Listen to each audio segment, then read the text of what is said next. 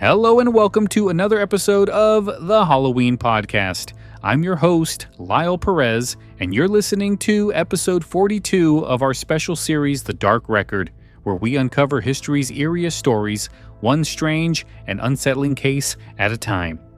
Tonight, we journey to the misty hills of Cumbria, England, where the legend of the vampire of Croglin Grange has lingered since Victorian times.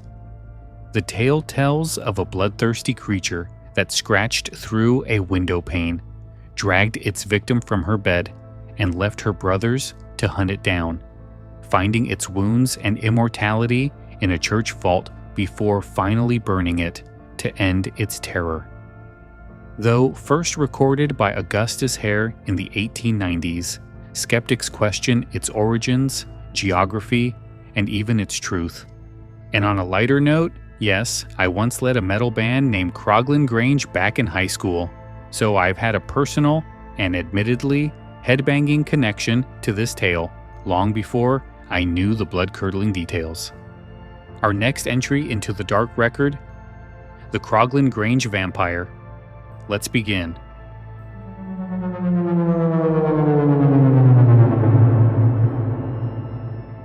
The story of the Croglin Grange Vampire first appeared in print in 1890, when the clergyman and writer Augustus Hare published his multi-volume autobiography, The Story of My Life.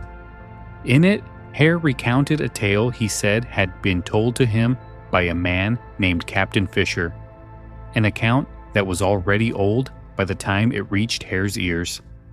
According to Fisher, the events had taken place decades earlier, at a house called Croglin Grange, situated somewhere in Cumberland, in northern England.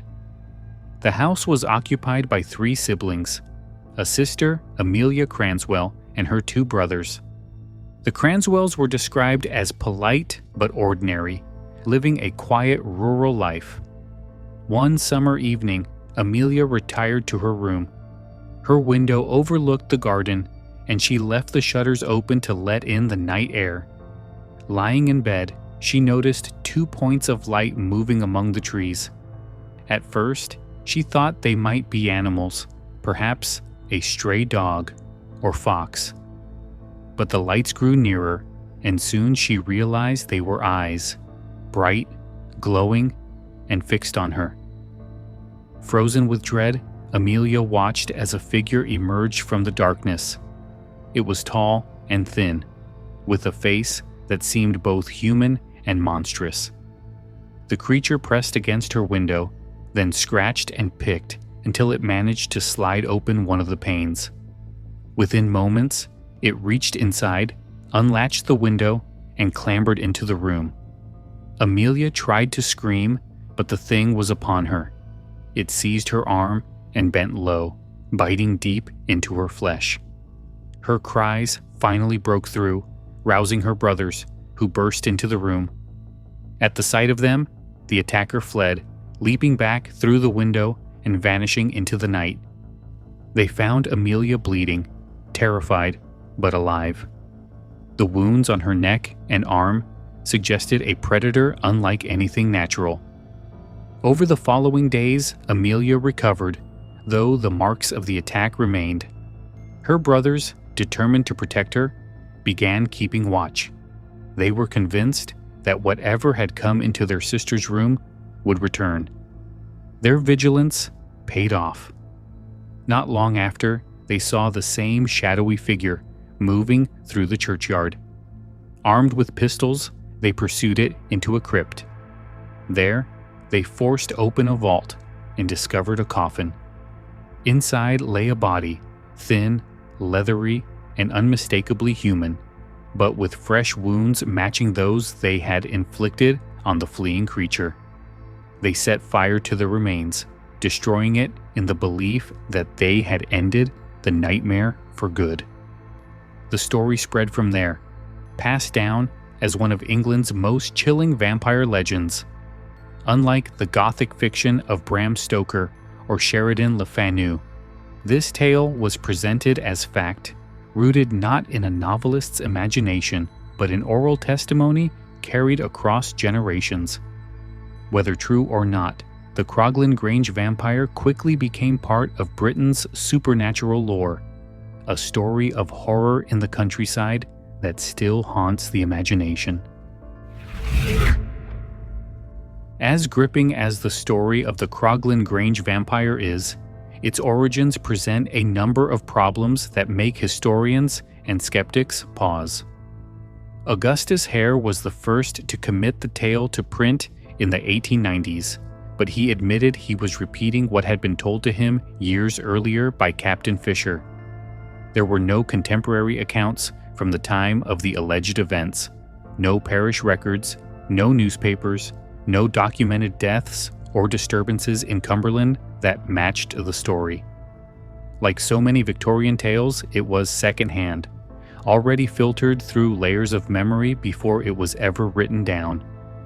Geography itself complicates matters. The village of Croglin exists, but there is no clear record of a house called Croglin Grange.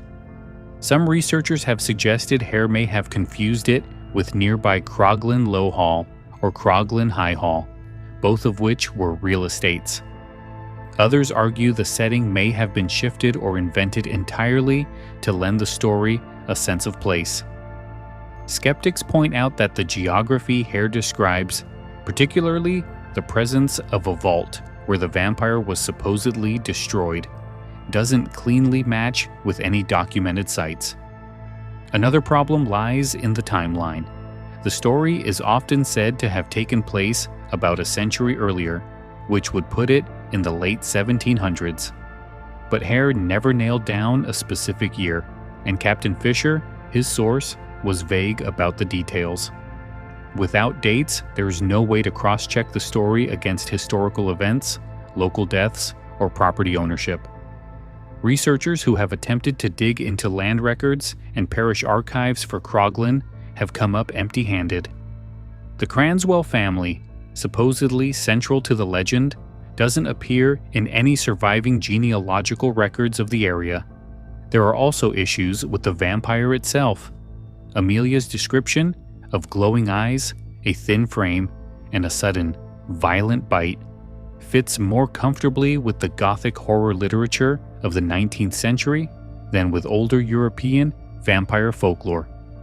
Traditional accounts of vampires, especially in Eastern Europe, often describe them as bloated, ruddy corpses that spread disease. The Croglin Vampire, by contrast, sounds more like a character from Le Fanu's Carmilla or Stoker's Dracula, predatory, elegant, and terrifying in human form. This has led some scholars to wonder whether the tale wasn't inspired or even shaped by the popular fiction of the time. Modern skeptics, such as Brian Dunning of Skeptoid, argue that the Croglin story is likely a literary invention. Hare's retelling, they suggest, was part of a broader Victorian fascination with the macabre. True crime, ghost stories, and Gothic horrors were enormously popular, and his anecdote fit neatly into the trend. The lack of primary evidence combined with inconsistencies in place and character makes it hard to accept the story as historical fact, and yet the story persists.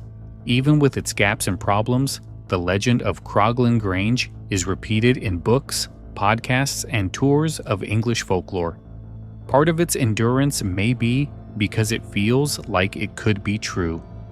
The setting is rural and isolated. The attack is vivid and terrifying. The ending, with the body burned in a vault, provides the kind of closure that folklore thrives on. For believers, the story's persistence is proof in itself. For skeptics, it is an example of how legend can be born from rumor, then take on a life of its own.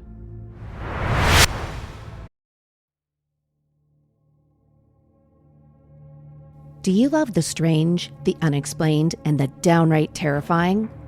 Horrifying History takes you on a chilling journey into the dark corners of the past, where history and horror collide.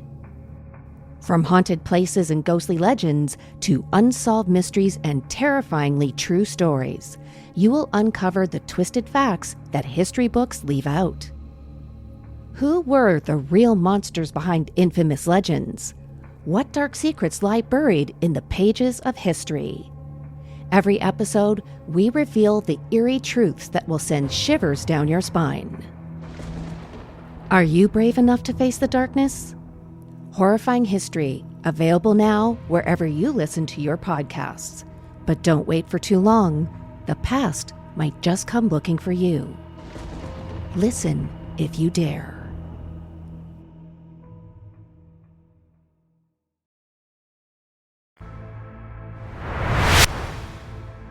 Despite the questions surrounding its authenticity, the Croglin Grange Vampire has carved out a lasting place in the history of vampire lore.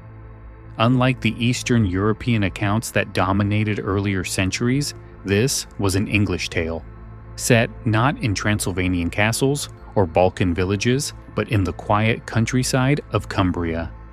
That distinction made it stand out, giving Britain its own homegrown vampire legend. By the late 19th century, stories like Croglin Grange were arriving at the perfect cultural moment. Sheridan Le Fanu's Carmilla had been published in 1872, and Bram Stoker's Dracula would appear in 1897. Just a few years after Augustus Hare recorded the Croglin tale. Readers were already fascinated by vampires, creatures who embodied both fear and allure. The Croglin Vampire, with its glowing eyes and stealthy attack through a window, fit comfortably into this gothic landscape. It reinforced the idea of the vampire not as a grotesque corpse, but as a cunning predator who could slip into ordinary life and terrorize the vulnerable. Folklorists and paranormal researchers in the 20th century embraced the story, repeating it in books and articles that cataloged strange happenings in England. Its blend of specificity, the siblings' names, the description of the house, the climactic destruction in a church vault, made it feel more like history than myth. To this day, ghost tours and paranormal sites in Cumbria retell the legend, pointing visitors toward the remnants of old halls and churchyards said to be tied to the story. Culturally, the Croglin Grange Vampire also influenced the way vampire stories were told in Britain. It blurred the line between folklore and fiction, existing somewhere between oral tradition and literary horror. Even skeptics who dismiss it as invention admit its impact. It added to the growing body of tales that shaped the modern vampire archetype. Without stories like Croglin Grange, the vampire might have remained a strictly Eastern European figure. Instead, it became a creature that could appear anywhere, even in the quiet villages of rural England. The tale's endurance may also come from its narrative shape. Unlike some folklore, which trails off into uncertainty, the Croglin legend has a clear arc. The terrifying attack, the siblings' pursuit, the confrontation in the vault, and the destruction of the creature. It feels complete, like a short, gothic novel told in oral form. That completeness makes it easy to remember, retell, and adapt. Today, the Croglin Vampire appears in countless anthologies of ghost stories and vampire legends. It is debated on paranormal forums, cited in skeptical investigations, and dramatized in documentaries and podcasts.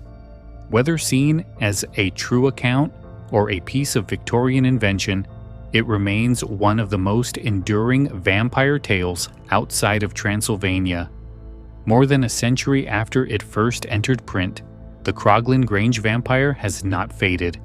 Instead, it lingers, half legend, half literature, still scratching at the window of our imagination.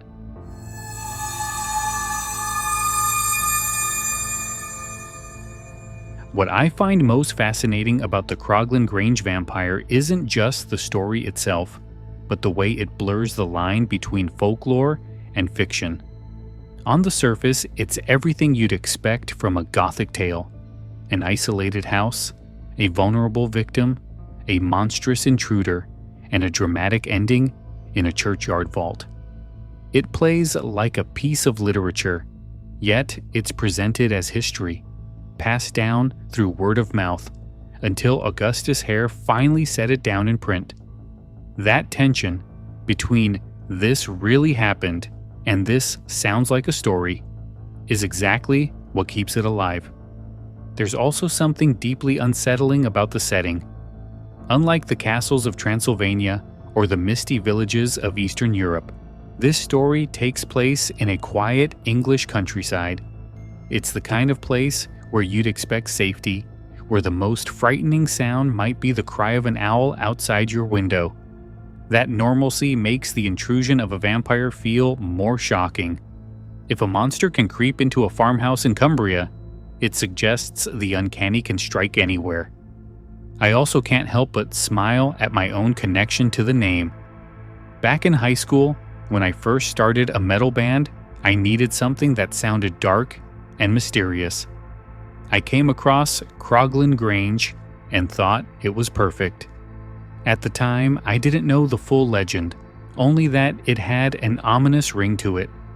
Years later, discovering the vampire tale behind the name felt like stumbling into destiny.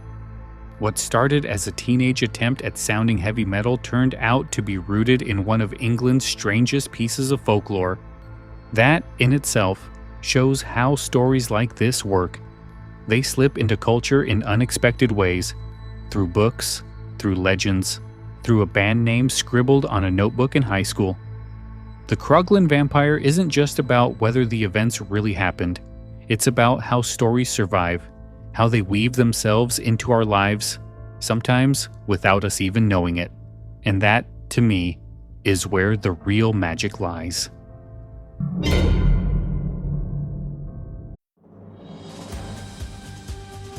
This episode brought to you by Progressive Insurance. Do you ever find yourself playing the budgeting game?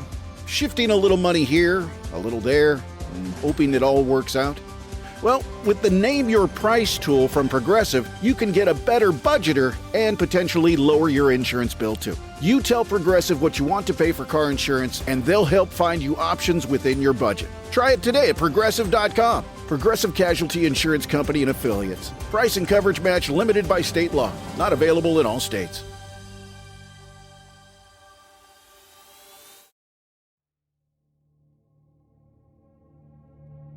Do you love the strange, the unexplained, and the downright terrifying?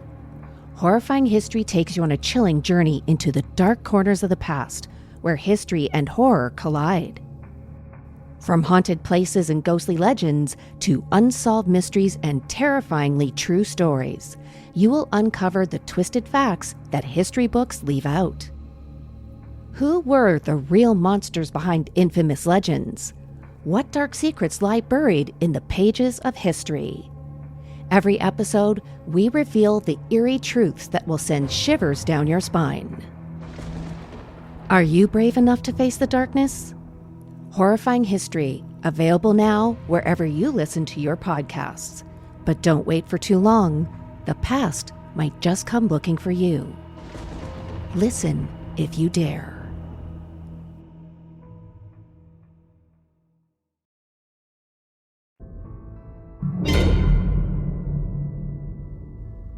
That brings us to the end of episode 42 of The Dark Record.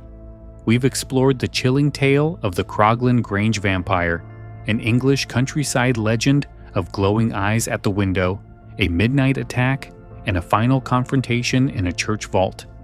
Whether it was folklore passed down, Victorian invention, or something more, the story has endured for over a century, scratching at the edge of our imagination. Remembered, retold, and now added to the record.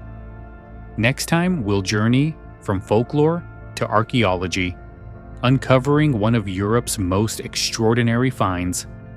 High in the Alps, the frozen body of a man was discovered, over 5,000 years old, yet eerily well preserved. Some believe his remains carried a deadly curse. We'll examine the curse of the Iceman. Until then, I'm Lyle Perez, and this has been the Halloween Podcast presenting The Dark Record. If you enjoyed the episode, don't forget to subscribe and leave a review. It helps keep the show alive and weird. You can also explore sources, extras, and more at our Facebook page at facebook.com/The Halloween Podcast or at our website, thehalloweenpodcast.com. Thanks for listening. Keep your eyes on the shadows. And remember, some legends don't sleep in coffins. They wait by the window. Have a good night.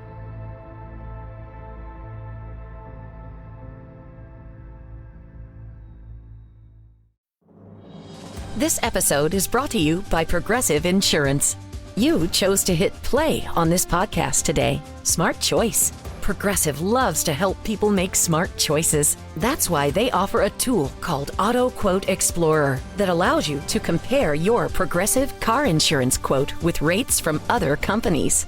So you save time on the research and can enjoy savings when you choose the best rate for you. Give it a try after this episode at progressive.com. Progressive Casualty Insurance Company and Affiliates. Not available in all states or situations. Prices vary based on how you buy.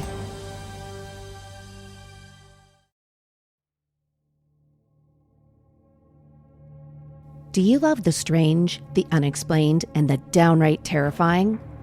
Horrifying History takes you on a chilling journey into the dark corners of the past, where history and horror collide.